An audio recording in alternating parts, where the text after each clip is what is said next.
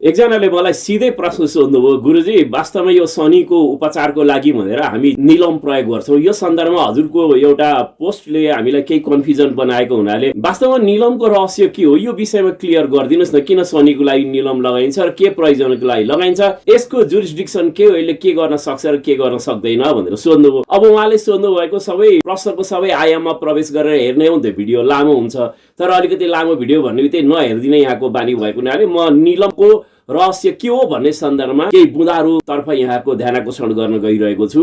पहिलो कुरा त के हो भने निलम भनेको उपचार होइन, यो एउटा एम्प्लिफायर हो। निलम भनेको शान्ति होइन, यसलाई शक्ति भन्न मिल्छ। दोस्रो कुरा, निलम धारण गर्ने प्रक्रियालाई हामी अन्धो उपचार भनेर बुझ्दछौँ। अन्धो उपचार भन्नुको अर्थ के हो भने यदि तपाईको शनि शुभ छ कुण्डलीमा भने यो निलम धारण गरेपछि तपाईलाई यसले वरदान स्वरको फल दिन्छ, तर शनि अशुभ छ भने यसले तपाईलाई वरदान होइन अभिशाप प्रदान गर्दछ। शनि शुभ छ भने निलम धारण गर्दा तुरुन्त लाभ प्राप्त गराउँछ, शनि अशुभ छ भने तुरुन्त संकटलाई निम्त्याउँदछ। तेस्रो कुरा, निलमलाई देवता जस्तो सम्झिनु हामीले हुँदैन। निलम भनेको देवता होइन, यो शनिको तरवार हो अथवा शनिको शक्ति हो भनेर बुझ्नु भए हुन्छ।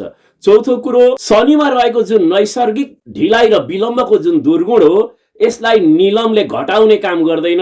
शनिमा जे शक्ति अथवा यसका जे चाहिँ खराबीहरू छन् त्यही शक्ति र खराबीलाई ठ्याक्कै बढाइदिने काम चाहिँ निलमले गर्दछ। यसले शनिको शुभता र अशुभता दुवैलाई एम्प्लिफाई गर्ने काम गर्दछ। अर्को कुरा त के हो भने निलम भन्ने स्टोनलाई लगाउनै पर्ने परिस्थिति कुण्डलीहरूले देखाउँदछन् भने पनि सिधै हामीले निलम धारण गर्नु हुँदैन। त्यसलाई फलामले अथवा चाँदीले मोरेर सधैँ एउटा खल्तीमा बोकिरहने केही दिनसम्म अथवा हाम्रो सिरानी मुनि राखेर अनि सुतिरहने गर्ने। त्यस पछाडिको 7, 10, 15 दिन जति हामीले सपना कस्तो देख्छौँ, स्वास्थ्यमा हाम्रो के प्रभाव पर्छ त्यसको, कि शरीर कटकट दुख्न थाल्छ कि अथवा त्यो कर्म गरिसकेपछि कुनै अजीब किसिमका नराम्रा घटनाहरू पो घट्न सक्छन् कि, यस्तो कुरालाई विचार गरिसकेपछि त्यसरी 7, 10, 15 दिनसम्म त्यो टेस्टमा शनिले कुनै तपाईँलाई साइड इफेक्ट दिएन, बरु यस बीचमा राम्रो घटना चाहिँ घट्यो भनेर यसरी सिद्ध भइसकेपछि मात्रै निलम धारण गरिन्छ।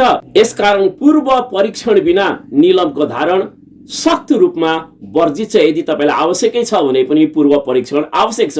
यसै कारण म के भन्छु भने जसरी एउटा उग्र बिरामी शरीरमा विभिन्न किसिमका एन्टिबायोटिक्स कडाभन्दा कडा एन्टिबायोटिक्स प्रयोग गर्ने क्रममा डाक्टरले जुन पेनिसिलिन, एमिनोग्लाइकोसाइड्स, सेफालोस्पोरिन्स, भेन्कोनमाइसिन जस्ता जुन उच्च स्तरका चाहिँ एन्टिबायोटिक्सका इन्जेक्सनहरू प्रयोग गर्दछन्, यो प्रयोग गर्नुभन्दा अगाडि डाक्टरले पनि कडा रूपमा त्यो बिरामीको शरीरमा पहिला के भने स्किन टेस्ट गरेर हेर्दछन् र एकछिनको टेस्टसम्ममा पनि कुनै एउटा नकारात्मक घटना आएन अथवा घटित भइदिएन भने मात्रै डाक्टर सेटिस्फाई भइसकेपछि बिरामीको शरीरमा पेन्सिलिन जस्ता इन्जेक्सनहरू प्रयोग गर्दछन्। त यो परीक्षणमा यदि यो चिज उसलाई सुट गर्दैन भन्ने देखियो तर त्यो पेनिसिलिन लगायतको इन्जेक्सन हानियो भने बिरामीको तत्कालै मृत्यु हुन सक्ने सम्भावना हुन्छ।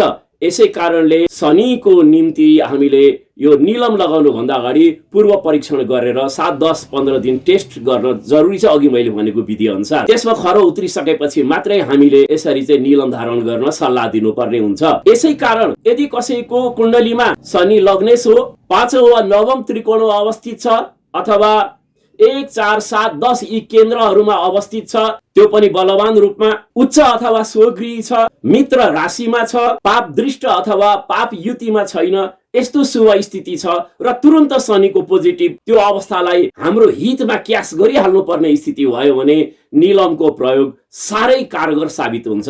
तर यी अवस्थाहरू छैनन्, शनि बिग्रियो भन्ने हिसाबमा बिग्रेको शनिलाई हामीले चाहिँ के भने निलम लगाएर ठिक गर्छौं भनेर यदि हामीले निलम धारण गर्यौं भने यसले लेनी होइन देनीको काम गर्छ, यसले दिने होइन हामीलाई भएको पनि खोज्ने काम गर्छ।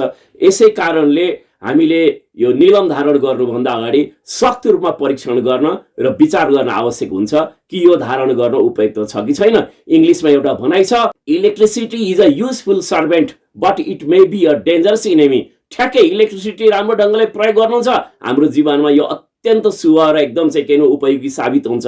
तर अलिकति मात्रै पनि काहीँ करेन्ट लिक भएको स्थानमा हाम्रो हात पर्यो भने तत्काल करेन्ट लागेर हामी मर्न सक्दछौं। ठ्याक्कै इलेक्ट्रिसिटी जस्तै स्थिति हो निलमको प्रयोगको पनि।